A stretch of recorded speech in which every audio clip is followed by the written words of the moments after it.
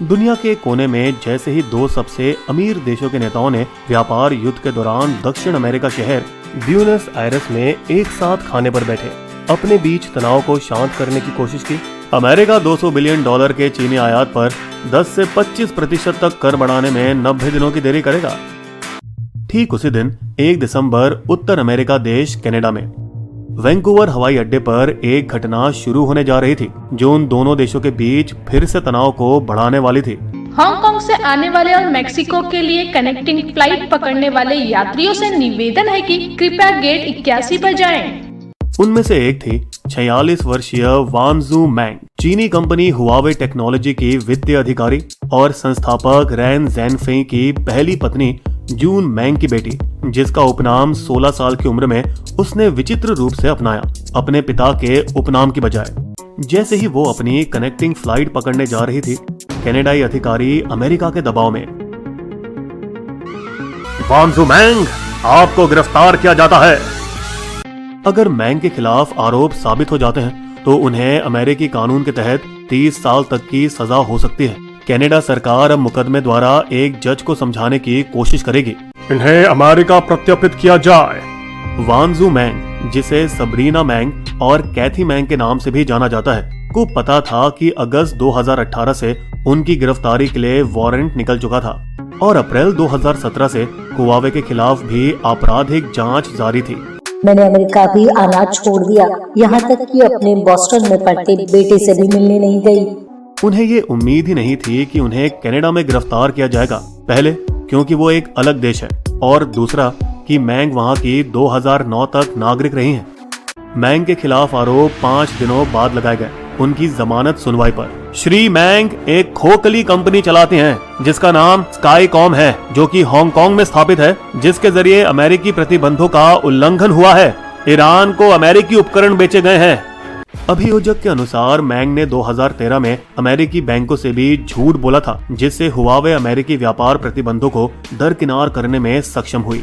नहीं, हुआवे और स्काईकॉम 2009 से ही अलग है। चीनी और हांगकांग कानून के उल्लंघन में मैंग के पास कम से कम 7 अलग अलग पासपोर्ट हैं, 4 चीनी और 3 हांगकांग के, जिसका इस्तेमाल करते हुए उन्होंने 2014 और 17 के बीच 33 बार अमेरिका में प्रवेश किया है। हुआवे पहले ही क्यूबा, ईरान, सीरिया, सूडान और उत्तरी कोरिया को अमेरिकी मूल उत्पाद बेचने के लिए जांच के दायरे में थी। ये खबर अमेरिका ने तब हासिल की जब हुआवे के छोटे चीनी प्रतिद्वंदी ZTE कॉर्प के दस्तावेज उनके हाथ लगे। जब ईरान के साथ व्यापार करने के लिए 2016 में अमेरिका ने उन्हें भी दंडित किया था। ZTE एक अलग कंपनी स्थापित करती थी जो सिर्फ बाहरी रूप से अलग थी, लेकिन अंदर से बिल्कुल खोखली या शैल की तरह थी, जो ईरान और उत्तर कोरिया जैसे देश जिस पर अमेरिकी प्रतिबंध लगाए गए थे उनके साथ आयात निर्यात करती थी। दस्तावेज में पाया गया नमूना उनकी प्रतिद्वंदी थी कोड नेम F7, जिसका विवरण हुआवे से मिलता जुलता था। शैनज़ेन 1987 में स्थापित हुआवे अब चीन की सबसे बड़ी निजी कंपनी है और अनुसंधान पर वे 90,000 करोड़ रुपए हर साल खर्च करती है, जो कि एप्पल से 5 गुना ज्यादा है, जिस वजह से वो अब 5G नेटवर्क तकनीक में भी सबसे आगे निकल चुकी है। 5G तकनीक आने वाले जमाने के IoT या इंटरनेट ऑफ थिंग्स के माध्यम से बनेगी, जो हर चीज को एक दूसरे से जोड़ेगी, जैसे चालक रहित कारें आपके गैराज के दरवाजे से या आपका फ्रिज नजदीकी किराने वाले से। 2017 से 18 में हुआवे ने स्वीडन के एरिक्सन एबी और फिनलैंड के नोकिया को पीछे छोड़ते हुए दुनिया का सबसे बड़ा दूर संचार नेटवर्क उपकरण आपूर्तिकर्ता बन गया, जिसका 8 लाख करोड़ का सालाना राजस्व है और 65,000 करोड़ का मुनाफा। 2018 में उन्होंने बाजार का 15% हिस्सा कब्जा करके एप्पल को पीछे छोड़ दिया और दुनिया के दूसरे सबसे बड़े स्मार्टफोन निर्माता बने, सैमसंग के पीछे।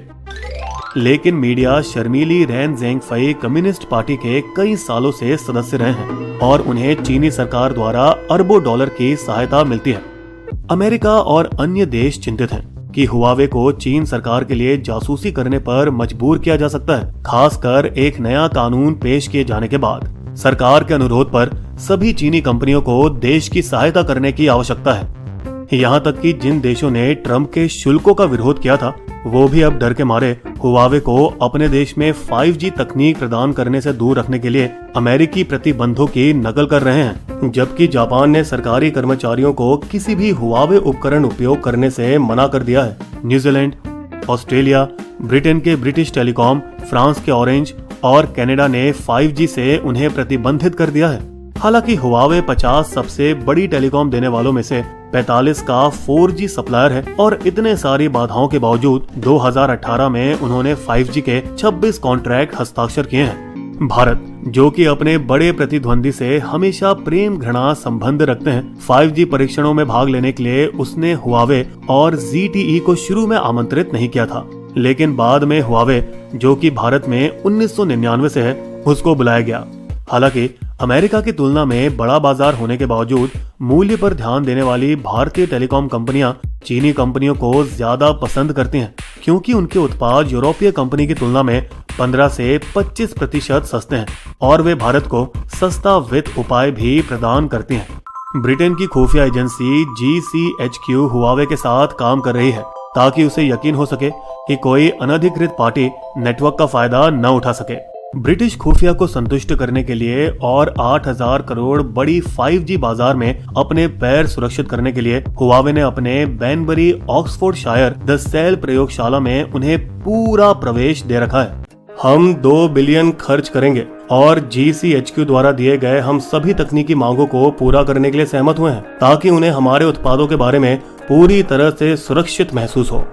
इस बीच फोर्ब्स की सूची में 12वीं सबसे अमीर चीनी महिला एक 55 पन्नों का हलफनामा दायर किया गया और कहा गया कि वो भागने का खतरा नहीं थी। मुझे इलाज के लिए छोड़ दिया जाना चाहिए क्योंकि मैं उच्च रक्तचाप या हाइपरटेंशन से पीड़ित हूँ, ठोस खाद्य पदार्थों को पचा नहीं सकती और 2011 में थायराइड कैंसर से बच निकली हूँ।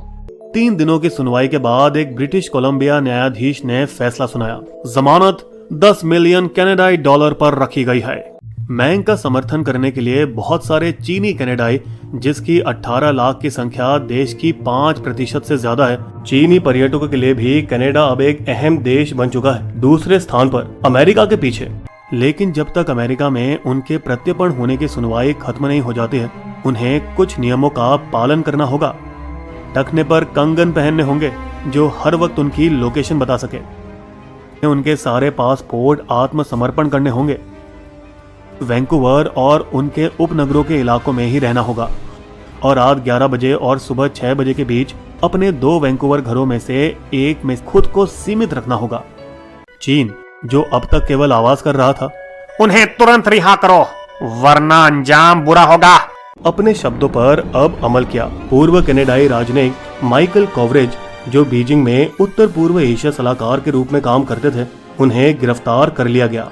अगली गिरफ्तारी हुई कनाडाई माइकल स्पावोर की, जो कि उत्तरी कोरिया के साथ डंडोंग से एक सांस्कृतिक आदान प्रदान कार्यक्रम चलाते हैं और माना जाता है कि वे कई बार किम योंग उन से भी मिल चुके हैं। सिंगापुर में अमेरिकी कंपनियों की सुरक्षा संबंधी बैठक में डिज्नी, गूगल, फेसबुक और पेपाल से जुड़े लोगों ने चीनी विद्रोह पर चिंता जताई। वरिष्ठ कर्मचारियों को चीन जाने से मना किया जाना चाहिए। तो क्या अमेरिका ने ये गिरफ्तारी हुआवे और चीन के डर से की कि कल को वो उनकी रोजी रोटी न छीन ले? ट्रंप 2019 में राष्ट्रीय आपातकाल कानून की घोषणा कर सकते हैं, जो कि हुआवे या ZTE का नाम लिए बिना उन दोनों को अमेरिकी बाजार से प्रतिबंधित कर देगा। अमेरिकी कंपनियों को हमारे राष्ट्रीय सुरक्षा को खतरा पैदा करने वाले विनिर्माण से दूरसंचार उपकरण खरीदने से रोक दिया जाता है। जबकि जासूसी से मुकाबला करना इस झगड़े का ऊपरी चेहरा है, असली युद्ध तो 21वीं सदी के प्रौद्योगिकी उद्योग पर हावी होने की लड़ाई है। बिस्बो की शायरी। चीन और अमेरिका में ठनी हुई तकरार, कब्जे में ये चाहते तकनीकी बाजार, ऊपर से ये दिख रहा जासूसी का जाल, पर अंदर से कुछ और ही दोनों की है। क्या आपको हमारी कहानी पसंद आई तो सब्सक्राइब करें बिस्बो चैनल को और साइड के बेल आइकन पे क्लिक करना मत भूलिएगा ताकि आपको मिल सके हमारे लेटेस्ट वीडियो सबसे पहले। धन्यवाद।